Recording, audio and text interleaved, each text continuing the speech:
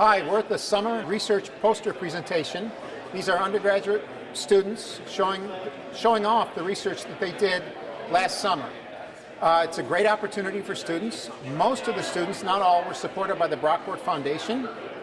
They get a housing allowance, or a dorm room actually, for free, and then they get a stipend so that they can afford to do research with faculty members.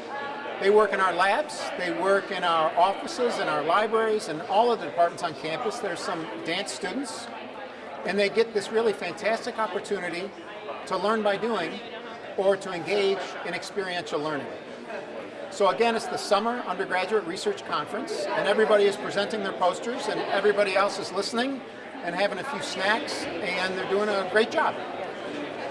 Get into research in class. You kind of just follow a script, and you don't really have to think about what you're doing, you just kind of do it. But when you get in the lab, you have to actually think about and try to figure out what's going on and why, and figure out how do I solve this problem, rather than just, oh, it tells you to do this.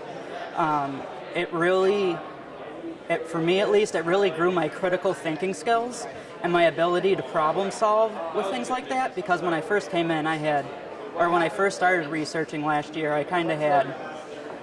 I was just dumbfounded by some of the stuff, and even reading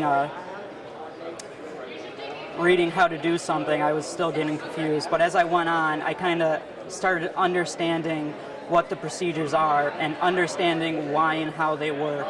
And really the most effective thing was, again, the problem solving and having to plan and figure out experiments and figure out what to do next. If this doesn't work, then what do I have to do? Or something didn't work, and trying to figure out a new perspective of how to go about it. So.